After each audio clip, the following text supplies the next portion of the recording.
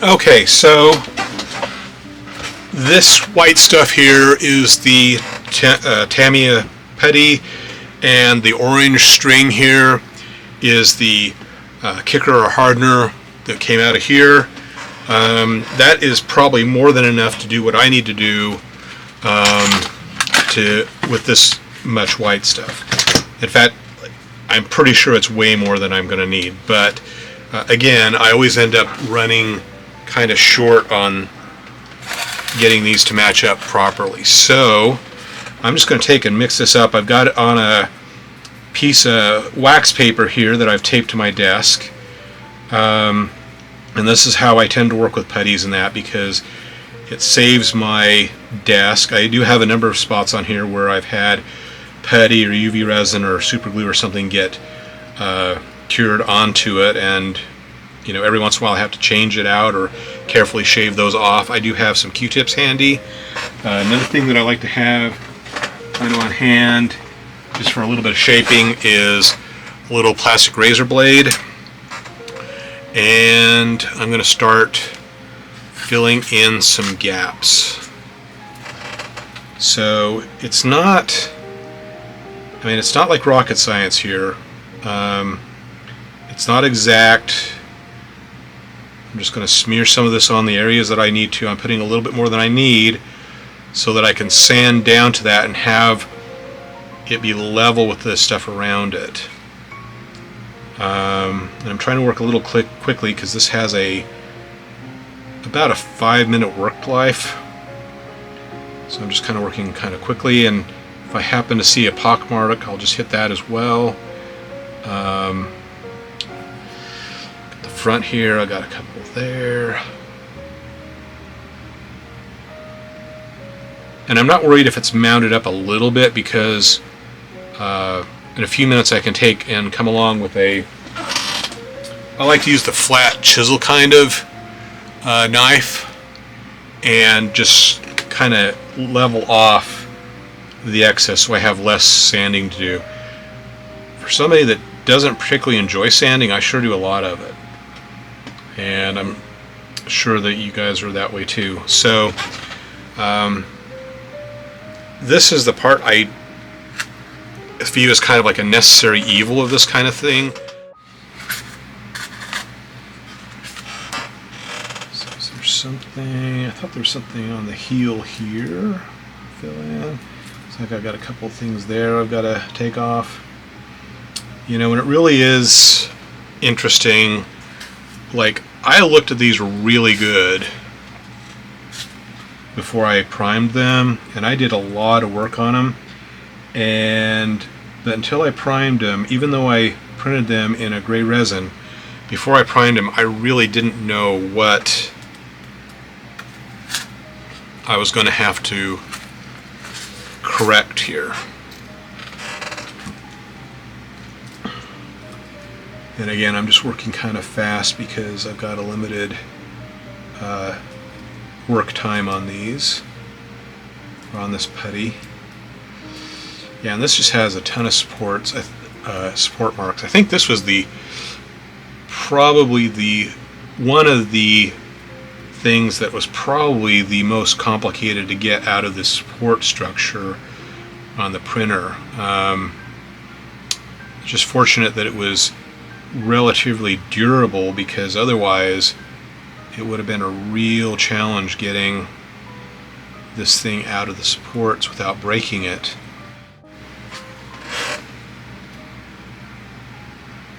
Just one or two I'm going to hit here, because a lot of this I know is going to be up under the skirt. And pock marks back here. Looks like there's a couple there.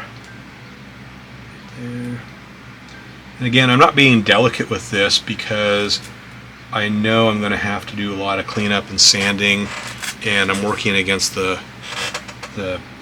work time that this is going to give me. So I'm putting on kind of thick, knowing that I can go in and shave some off. Okay, so one thing I find kind of annoying, by the way, I'm just letting this set up, and I leave this so that I can tell like when it's kind of cured, and I can feel when it's getting kind of when it's setting up. But this is that splash, and it started to leak resin fluid from inside. Now I did wash it pretty good.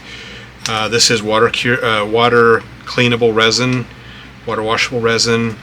I tried really hard to put decent sized holes in strategic locations so that the water can pass through and clean everything out, and yet still you'll find resin leaking out from time to time. Right now I've got the torso and the dress part, which is one piece, sitting in my blacklight booth because it was starting to leak as I was doing this, which is not fun when you're working with something that you got a limited work time with. So, and I had to wash my hands. So anyway, I'm going to try this. I just put this together. This is a UV light. I don't know if it's the right wavelength to cure UV resin or not. I had to drill a bigger hole. I'm going to stick that in there and see if I can just cure the resin that's sitting loose inside this thing, because I've been noticing more and more that as I've got something sitting up on my styrofoam like this, and this is just clipped into one of my drainage holes for the resin, so if you can see right there, and I'm not worried because this is all going to be up into the pantaloons part, so I'm not worried about leaving those holes exposed or anything. They should be fine in the final model. But having stuff up like this, if it's not completely cured or dried out in there, it'll start to leak down, and it'll leak down the whole bamboo skewer. So I'm going to see if this will help. Again, I don't know if it will be able to help or not. This is just a UV LED. I don't know what kind of nanometers it does. I don't even know. I should probably test. I don't know if it'll cure UV resin or not either. So let me give that a try real quick to see if it's got the wherewithal to do that. But one of my concerns with this is that over time this LED could get coated with resin and become ineffective, and then I'd have to just solder on a new one or something, and I am not the world's best solderer.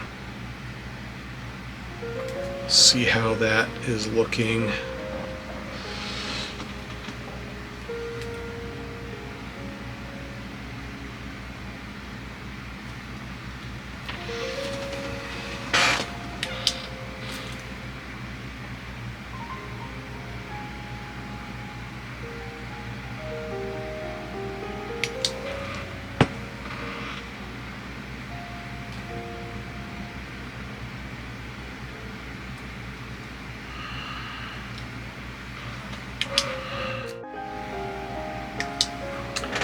I'm kind of starting to wonder if my UV resin is getting old, because that light normally does a pretty good job, and it's not even completely curing that right now. So,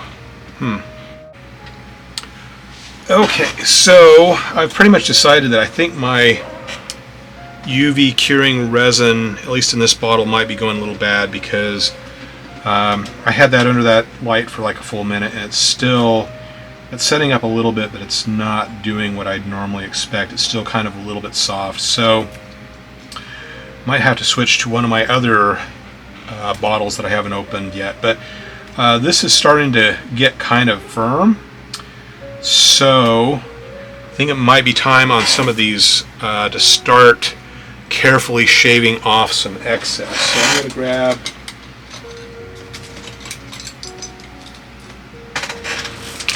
a couple of hobby knives and a scraper. So the angled one lets you get into a little bit more tight spaces a little easier, but the nice thing about this one is it lets you go flush.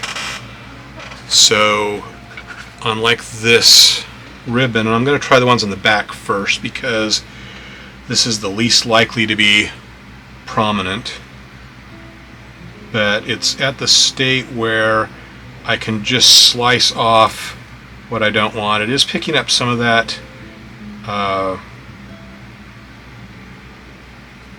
primer, but I'm not terribly worried about that, to be honest, because I'm going to hit this again with the primer while I'm at it, I'm going to try and hit some of these a little bit, knock them down a little bit. This is all going to have to be sanded anyway, so this primer is really a sacrificial layer, for lack of a better term.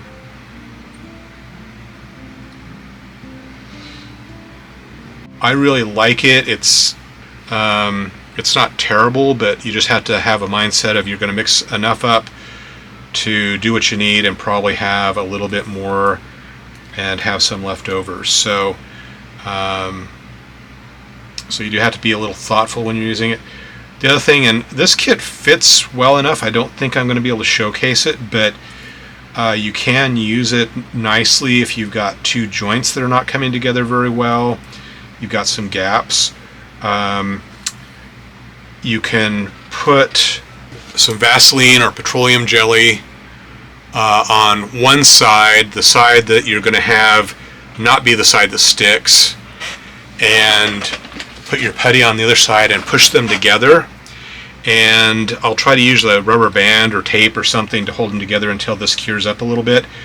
You don't want it to go hard because it can set up like glue and then you're kind of stuck if you're not careful. I have had things like putting together joints like on a thigh and a leg and have them stick together and not be able to come apart without breaking something, so that's not ideal. But it works really nicely that way, and then you can just take usually alcohol or something like that and carefully clean up all of the leftover petroleum jelly, because of course you don't want that there when you're trying to paint, because that's going to act as a release and your paint won't stick, which is again not ideal. So but that works pretty well, and you can get some really nice gap filling that way. Again, I mean, I know a lot of people use things like super glue and baking baby powder and stuff like that, or baking soda. Those all work fine. If you've got this stuff mixed up, it works really good. The thing is, though, that I find I don't have enough hands to get more than about one joint ready at a time. So when I'm doing stuff like that, I try to be a little sparing on how much I mix up, and I still usually have some left over. So just something to be aware of. But it works really nicely, and I like it for that purpose. And so when you've got some mixed up, if you can think of anything else that you need to hit with that stuff while you got it mixed up, that's the time to do it if you're not going to waste it. But yeah, this is starting to harden up. That's not squishing at all. So I think we're at a pretty good place to try and clear some of this stuff off. I do have some of this that's on some positive bumps as well, so I'm going to wait a little bit longer for that to cure up, because then I'm going to take this thing, and yeah, that's a really old sandpaper on there. I'll probably need to replace that, but this thing is really good at sanding. It makes it a lot easier, a lot less work. It takes a little bit of getting used to, though, because it's kind of weird, like the space it covers, and I wish I had like a longer or narrow one, but this set didn't come with one. But yeah, this is one of those Proxon tools. I've got one of these as well, and they work pretty well. I use this more than a Dremel usually.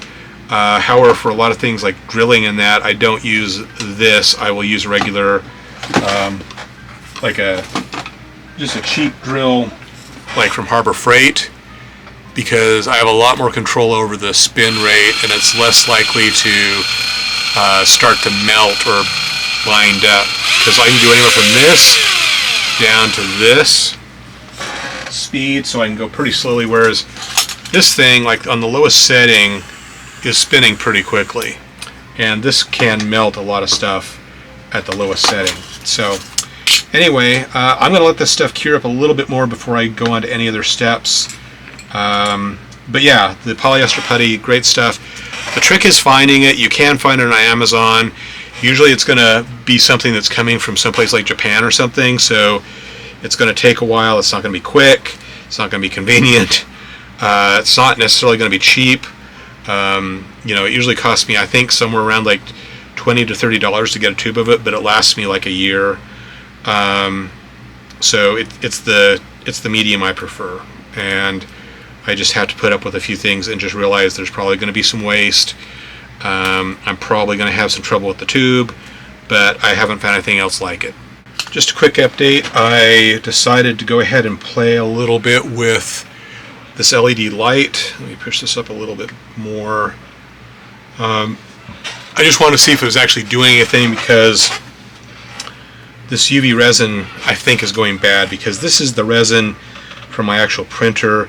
I just put some dollops on this plastic razor blade, and you can see these are pretty well cured.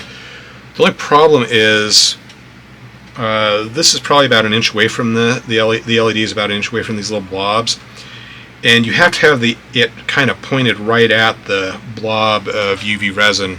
It doesn't seem like it does a great job off to the side or anything, so I'm not sure how well that's going to cure anything that's inside of, like, this thing here. Like if I just shove it in the hole, it might just be doing a little circle at the far end, but maybe I can at least position this aiming down these holes individually and get anything that's like sitting in that channel to cure. So it does seem to be of a wavelength that can work with UV curing.